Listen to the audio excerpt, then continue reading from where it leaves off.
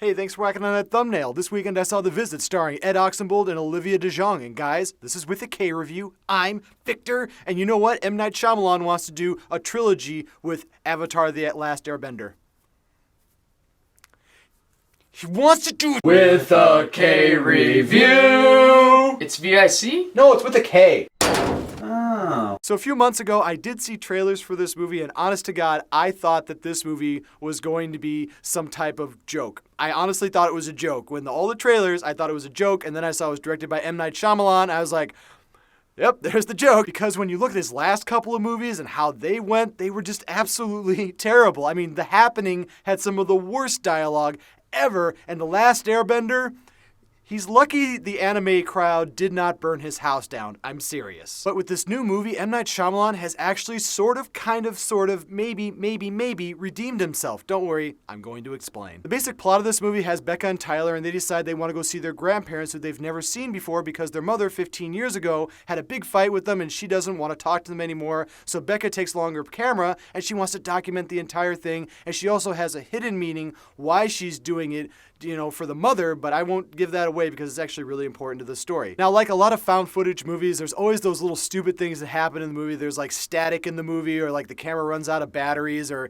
there's just things that really make it look like a cheesy type of found footage movie. And in this movie, they don't do that. I was really impressed that M. Night Shyamalan was not going to do that in this movie. And even the grandparents in this movie, who were played by Deanne Doonigan and Peter McRobbie, they do an incredibly good job of like being like the crazy grandparents. I thought that they were going to bring down this movie. They were going to be too nuts and too stupid. But honestly, I enjoyed it. I enjoyed their performances probably almost more as the kids' performances.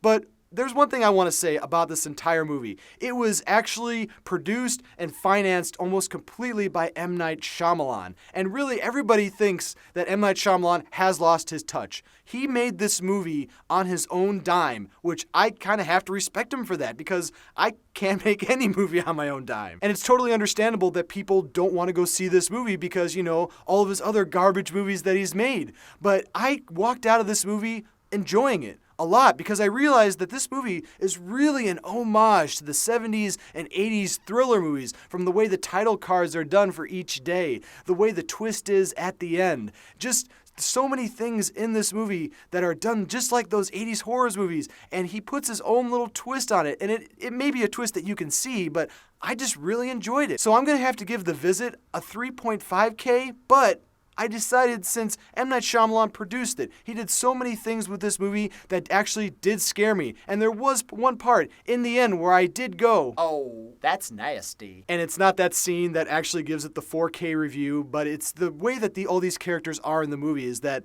I enjoyed how M. Night Shyamalan put this movie together, on how he went back to his roots. Now, this isn't like his apex movie, like The Sixth Sense, but this is a movie where he put his soul into it, where he tried his hardest to reinvent himself as a director. So I'm going to tell you guys, you need to go see this one in theaters for a matinee price. When it comes out on video, please make sure to rent it. And when it comes up on streaming, make sure to put this in your top 6. Get it? 6 cents. And yeah, as always, thanks guys for watching my review. Make sure to whack right here if you want to subscribe to my channel. Whack up there if you want to see any of my past reviews, and whack down below and let me know, what is your favorite M. Night Shyamalan movie, and what is some of the worst dialogue that you can think of from The Happening? Let me know in the comments below. And yeah, never forget, if you guys don't like what you're watching, you can always turn it off. But thanks for coming back and seeing me.